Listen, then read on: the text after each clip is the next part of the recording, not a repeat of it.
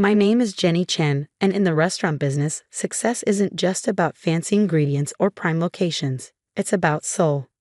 Something my mother-in-law, Margaret Wong, never understood, even as she built Golden Dragon restaurants into a 30-location chain. You started as a waitress, she loved reminding me during family dinners. Don't forget that. I hadn't forgotten. How could I? Those years of serving tables at the original Golden Dragon had taught me everything about the restaurant business, from the front line, where real success or failure is determined. What Margaret never knew was that her son Michael hadn't married just a waitress. I'd been a culinary prodigy, trained in both classical French cuisine and traditional Chinese cooking. But more importantly, I was the granddaughter of Chef James Chen, whose secret recipes had made the original Golden Dragon famous. My grandfather had been Margaret's first chef, back when she had just one small restaurant in San Francisco's Chinatown. His Hong Kong-style seafood dishes drew crowds from across the city. Food critics raved about his mysterious dragon sauce, a recipe he never shared with anyone, except me. Recipes are like children, he told me during our secret cooking lessons in his tiny apartment kitchen. You don't give them to someone just because they have money or power. You wait for someone who will love them, nurture them, help them grow. When he passed away, everyone assumed his recipes died with him. Margaret tried desperately to recreate them, hiring chef after chef. None could capture the magic. What she didn't know was that I had them all, written in my grandfather's careful hand, annotated with his special techniques, hidden away in a secret notebook. I met Michael during my first week as a waitress at Golden Dragon. He was doing restaurant inspections for the family business, wearing an expensive suit that looked out of place in the bustling kitchen. The soup dumplings are better at table 7, I told him, noticing his untouched plate. They're using my grandfather's technique. He looked up, surprised. Later, he told me it wasn't just my knowledge of food that attracted him. It was how I treated every customer like family, how I knew every dish's story. We married despite his mother's objections. A waitress, she complained to anyone who would listen. My son could have married a doctor or lawyer. But Michael saw something in me she didn't. When he promoted me to manager of the original Golden Dragon, profits doubled within a year. It's her connection with the customers, the staff would say. She knows exactly what they want before they do. What they didn't know was that I was slowly, carefully introducing my grandfather's recipes, a special sauce here, a modified cooking technique there. Small changes that made huge differences. The restaurant's reputation soared. Food critics returned, writing about the revival of a San Francisco legend. Other locations in the chain started asking for our recipes. That's when Margaret's attitude changed, but not in the way I'd hoped. We need to standardize, she announced at a family dinner. All locations should have the same menu, same recipes. The original Golden Dragon will adapt to the chain standards. But our customers come for the authentic dishes, I protested. The traditional recipes are outdated, she cut in. We're modernizing, streamlining. And you, she smiled coldly, will step down as manager. We need someone with real business experience. Michael started to object, but I squeezed his hand under the table. Sometimes silence is more powerful than argument. The next day, Margaret installed her nephew, Peter, as the new manager. His first act was to demand all my recipes and cooking notes. Company property, he said with a smirk. I handed over a stack of papers, standard recipes, nothing special. The real treasure, my grandfather's notebook, was safely hidden away. Over the next 3 months, I watched as they systematically destroyed everything that made the original Golden Dragon special. Fresh ingredients were replaced with frozen. Traditional cooking methods were abandoned for faster, cheaper techniques. The soul of the restaurant was being stripped away. The customers noticed. Regular patrons stopped coming. Reviews turned negative. But Margaret was too focused on her standardization plan to see the damage. Then came the announcement. Golden Dragon was going public. Margaret had arranged for a major restaurant conglomerate to buy a controlling interest. We'll be nationwide within 5 years, she boasted at the board meeting. Hundreds of locations, all perfectly standardized. The other board members applauded. Only Michael looked troubled.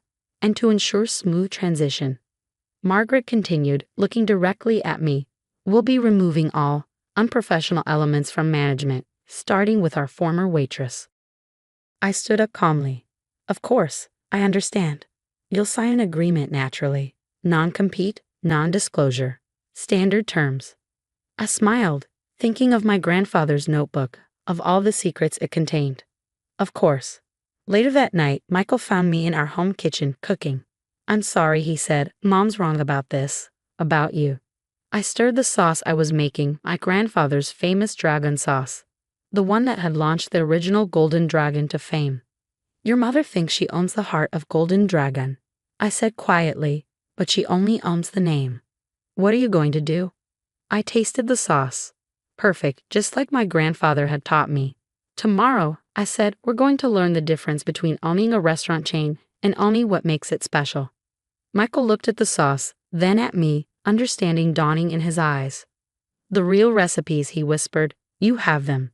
I nodded. "And tomorrow, when your mother signs that deal with the conglomerate, she's going to learn exactly what she's really buying." The sauce simmered, filling the kitchen with its legendary aroma. Somewhere, I imagined my grandfather smiling. Tomorrow would change everything.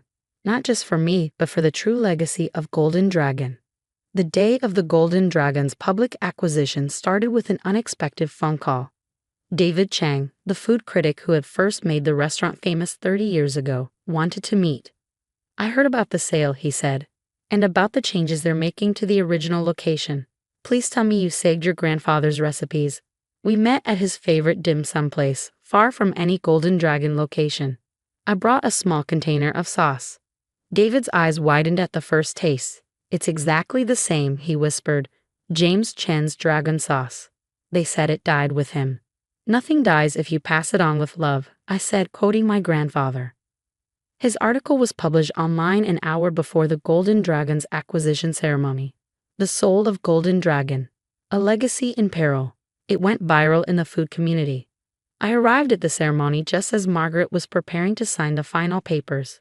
The hotel ballroom was packed with executives, investors, and press.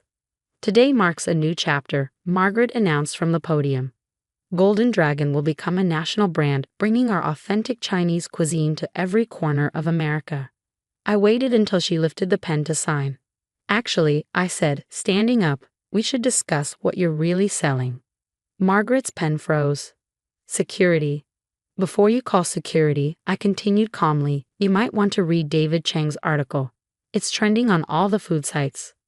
Someone pulled it up on their phone. The article spread through the crowd like wildfire, phones pinging everywhere. "The famous dragon sauce," I continued as Margaret's face paled. "The special dumplings, the seafood preparations that made Golden Dragon famous, none of those belong to the company. They never did." "That's ridiculous," Margaret snapped. "All recipes developed at Golden Dragon are company property." I pulled out my grandfather's notebook.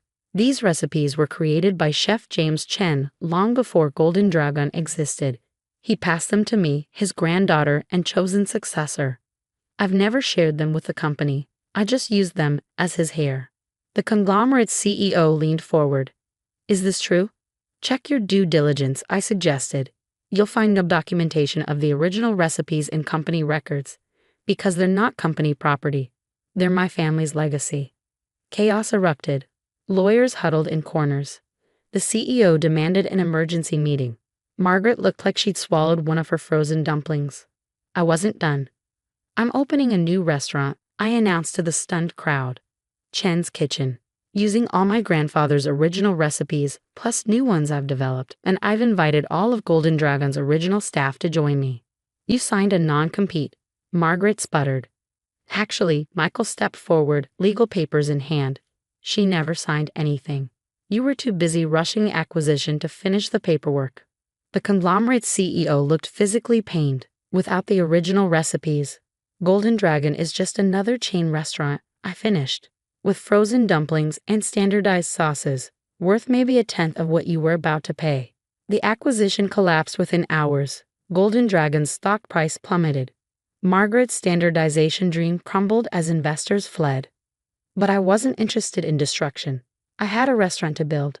Ken's Kitchen opened 3 months later in the heart of Chinatown, just 2 blocks from the original Golden Dragon. The line on opening day stretched around the block. David Chang's review said it all. "The soul of Golden Dragon lives on, reborn in a new body but carrying the same spirit that made us fall in love 30 years ago." We did things differently. Every chef was trained personally in my grandfather's techniques. Every sauce was made fresh daily. Every customer was treated like family. Michael joined me, leaving his mother's crumbling empire to help build something authentic.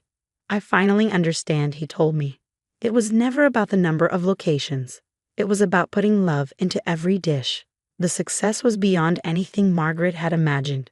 Within 2 years, we had 5 locations, not hundreds, but each one special, each one maintaining the highest standards. Celebrity chefs begged for apprenticeships. Food critics called us the most authentic Chinese restaurant chain in America. Margaret tried everything to compete. She hired famous chefs, imported expensive ingredients, even attempted to recreate my grandfather's recipes. Nothing worked. Without the soul, it was just expensive food.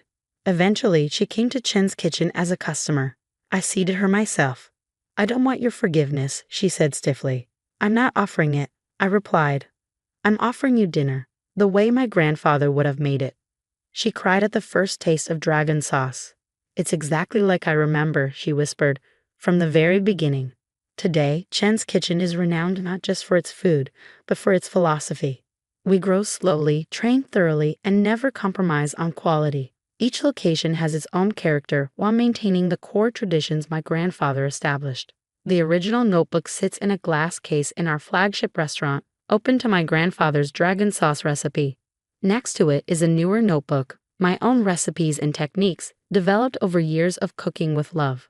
Margaret still comes in occasionally, always sitting at the same corner table. She's learned to appreciate what she once dismissed, the value of tradition, the importance of soul in cooking. Last week, she brought her granddaughter, who wants to be a chef. "Would you consider teaching her?" Margaret asked quietly. "The real way, like your grandfather taught you." I looked at the young girl's eager face and remembered my own lessons in that tiny apartment kitchen. "Recipes are like children," I said, quoting my grandfather once again. "They need love to grow." The girl starts her apprenticeship next month. Sometimes revenge isn't about destroying what others build. It's about building something better yourself. My grandfather understood that. He didn't just leave me recipes, he left me a philosophy about food, about business, about life. Success isn't measured in numbers of locations or size of profits.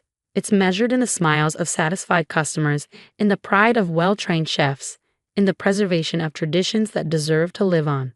As I write this from my office above Chen's kitchen, I can smell the dragon sauce simmering below.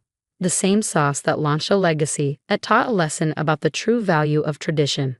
Margaret learned that you can own a restaurant chain without owning its soul. I learned that sometimes the best response to dismissal isn't argument, it's excellence. And somewhere, I know my grandfather is smiling, watching his recipes continue to change lives, one dish at a time.